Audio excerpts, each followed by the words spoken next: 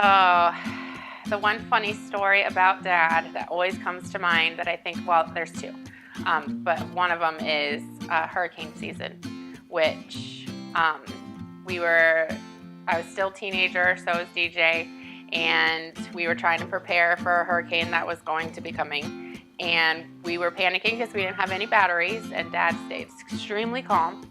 And we're like, Mom, of course, started yelling at him, Dale, we need batteries. And Dad said, we don't need batteries, we'll just plug it in. And all of us started to laugh. And I hope you understand why. Whenever someone says something and they're not looking at him, he'll go like, or he'll make a weird smile or like a creepy smile back. He tells me jokes. What's the difference between an elephant and a rhino?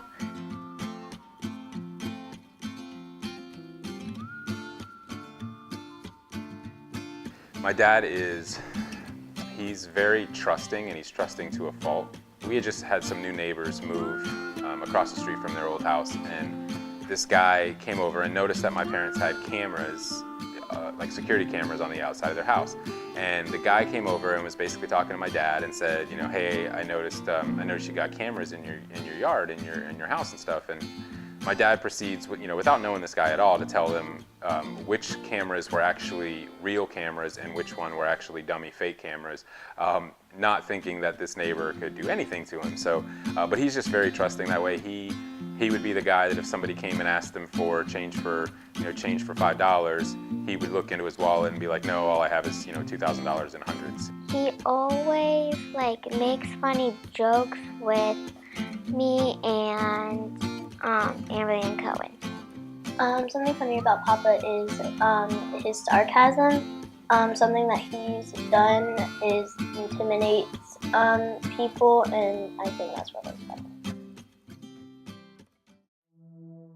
One of the things that I remember, I was younger, my grandfather was still alive, and my grandfather, when he had gotten older, he wasn't really able to take care of his house, and his house was out on the water, and so whenever he needed help with anything, and whether he asked for it or not, my dad was always over there cutting the grass or help fix the dock or just doing repairs and stuff, and just kind of giving of himself and his time, because he knew that it needed to be done, and he knew that his dad couldn't do it, and so he was, that was just one of the ways that I've always seen him just really be kind. And the other thing is that whenever kind of chips are down and people are in need, again, he likes to act like he doesn't want to provide the help, but he's always the first one in line, trying to help. So very kind in that regard, always wants to help people and just make them better.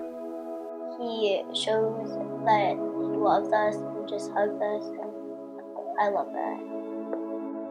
He always plays games with me, and he's always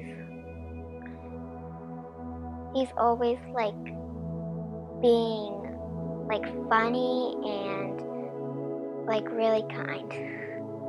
He is kind because he helped teach me how to swim. He pushed us to go underwater, and he kept pushing us so we can push ourselves, so that we will learn how to do some other stuff and do flips and stuff. And he taught us how to do flips and how to do handstands, and now we can do them. He hugs me. The one thing that I really remember, or that I see often with Dad, is he tries to put on this tough persona so much. And when someone loses somebody, he will step in the gentlest of ways and kind of lend his shoulder, and he will always say, if it was somebody who lost their father, that he would be there for them as a father would. And any of my cousins and anybody who has lost a father or who has not had a father figure in their life, they always call him Uncle Daddy is something I've heard, Daddy Dale, stuff like that. So.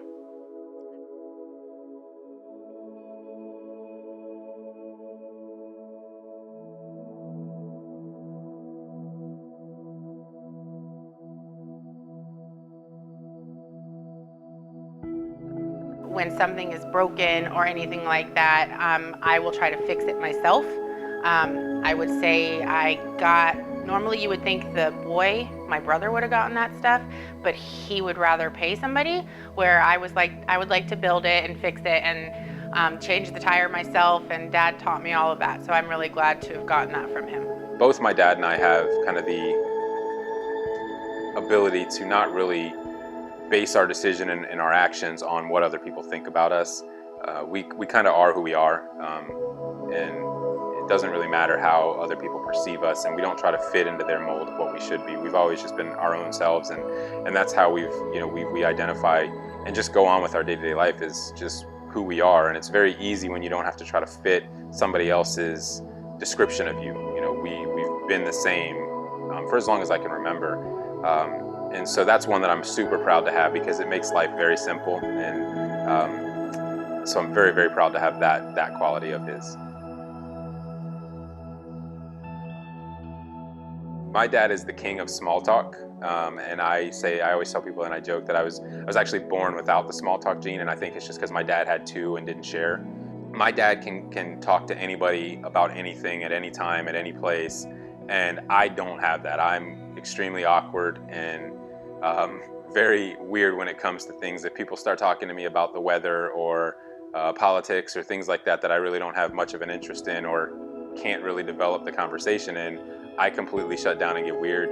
But my dad can go on and on and on for hours. My dad can sit and talk about the weather while watching the weather channel on a loop for 6 hours with somebody. And so that's one that I wish I could do better, trying to grow relationships with people.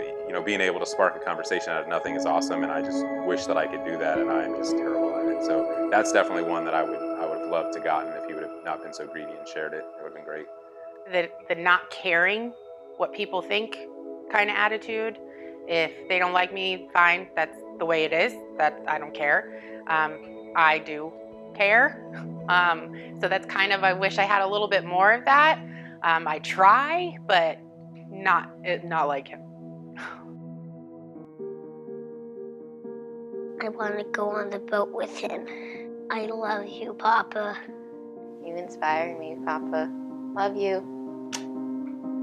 Papa, I love you, and I hope that you're alive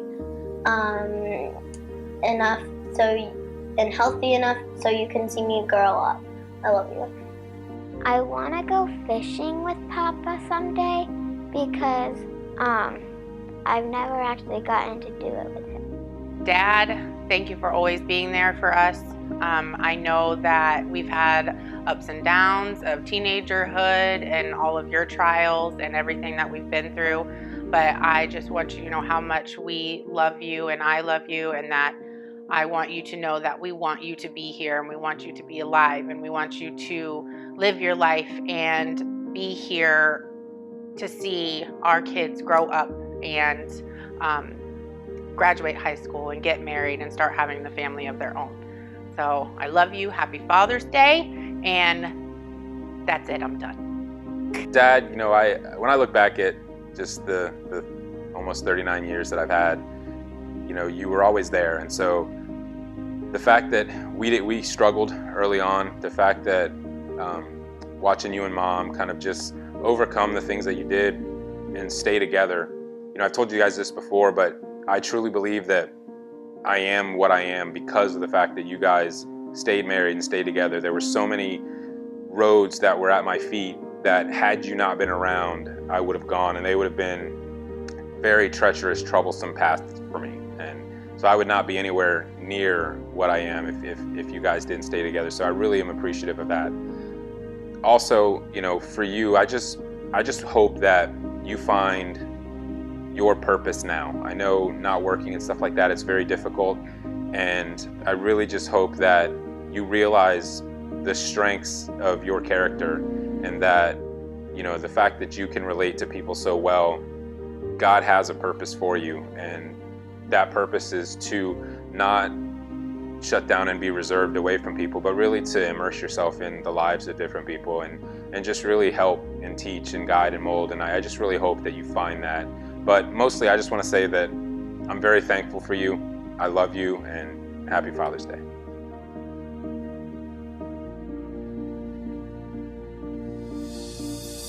Happy birthday.